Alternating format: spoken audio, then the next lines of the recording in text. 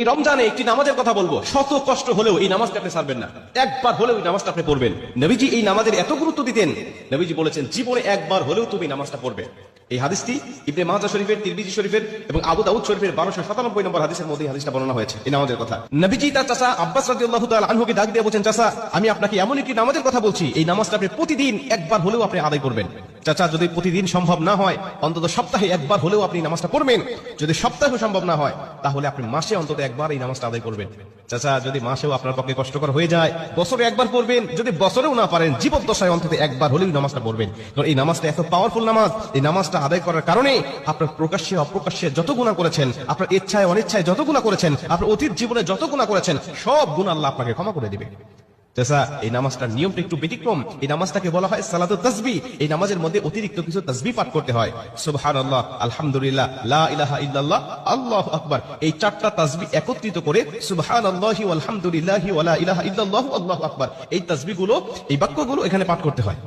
4 রাকাত বিশিষ্ট এই নামাজ সালাতুত তাসবিহ 4 রাকাত পড়তে হয় এক নিয়তে। 4 রাকাত নামাজে প্রতি রাকাতে 75 বার করে করে মোট 300 বার এই তাসবিহটা পাঠ করতে হয়।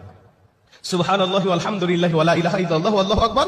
এই তাসবিহটা, এই দোয়াটা 75 বার করে করে প্রতি 4 রাকাতে মোট 300 বার করে আপনি পাঠ করবেন। কি নিয়মে পাঠ করবেন আমি আপনাকে নিয়মটা শেখাচ্ছি। আবু দাউদ শরীফের 1297 নম্বর হাদিসের মধ্যে যে নিয়মটা এসেছে, আমি এই নিয়মটা আপনাকে শেখাচ্ছি। আমাদের সমাজে আর বেশ কিছু মানুষ বেশ কিছু নিয়ম বলে, কিন্তু আমি আপনাকে হাদিস থেকে সরাসরি নিয়মটা জানাচ্ছি। এটা আপনি রেকর্ড করে নেন, খাতা কলম থাকলে লিখে নেন। প্রয়োজনে এটা যত সোশ্যাল মিডিয়াতে যাবে, ফেসবুক ইউটিউবে যাবে, এটা আপনি সেভ করে নিজ আইডিতে শেয়ার করে রেখে দিবেন, যাতে আপনিও শিখতে পারেন, অন্য মানুষকে শেখাতে পারেন। আপনার শেখানোর কারণে কেউ যদি নামাজটা আদায় করতে পারে, ও যে সওয়াবটা অর্জন করবে, সওয়াবের একটা অংশ আল্লাহ আপনার আমলনামায় দান করবে। এজন্য এগুলো মানুষের কাছে ছড়িয়ে দিবেন যত সম্ভব হয়। আপনি প্রথমে যখন নামাজটা শুরু করবেন, নিয়ত করবেন নফল নামাজের নিয়ত করে অন্যান্য নামাজে যেভাবে সানা পাঠ করি আপনি সেভাবে সানা পড়বেন। অন্যান্য নামাজে যেভাবে সূরা ফাতিহা পড়ি ওভাবে সূরা ফাতিহা পড়বেন। অন্যান্য নামাজে সূরা ফাতিহার পরে যেভাবে সূরা মিলান ওইভাবে সূরা মিলাবেন।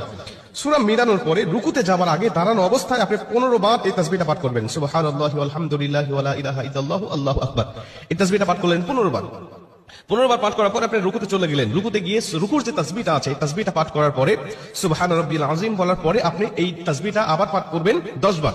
সুবহানাল্লাহি ওয়াল হামদুলিল্লাহি ওয়া লা ইলাহা ইল্লাল্লাহু আল্লাহু আকবার। এই 15 বার আর 10 বার 25 বার। এরপরে আপনি রুকু থেকে উঠে দাঁড়ালেন, দাঁড়ানোর অবস্থায় আপনি আবারও 10 বার পাঠ করবেন। তাহলে হলো 10 আর 25 35 বার। এরপরে আপনি রুকুতে চলে যাবেন। রুকুতে গিয়ে রুকুর তাসবিহটা পাঠ করার পরে আবারও পড়বেন 10 বার। এই হলো 35 আর 10 45 বার। এরপরে আপনি রুকু থেকে আবার উঠে বসে পড়লেন।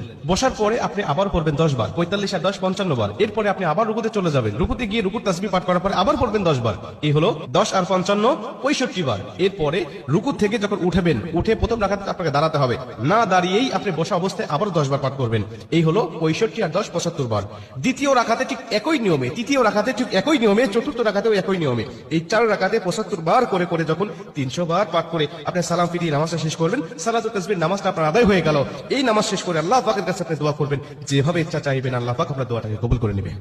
আমরা দেখেছি বেশ কিছু পিকচারের মধ্যে, বেশ কিছু জায়গায়, বেশ কিছু লেখায় আপনি এই নিয়মটা বর্ণনা করার পাশাপাশি একটু ব্যতিক্রম বর্ণনা করা হয়েছে, যে শেষ রাকাতে সিজদা থেকে উঠে বসে না পড়ে রুকুতে যাওয়ার আগেই মোট 25 বার পড়তে হবে। অর্থাৎ রুকুতে যাওয়ার আগে 10 বার আর সানা পড়ার পরে 15 বার। এই নিয়মটা বর্ণনা করা আছে। কিন্তু হাদিস শরীফের মধ্যে আমি যেটা বললাম এই নিয়মটা বর্ণনা করা আছে। অতএব এই নিয়মে যদি আপনি নামাজটা আদায় করেন, আশা করা যায় আপনার নামাজটা কবুল হয়ে যাবে।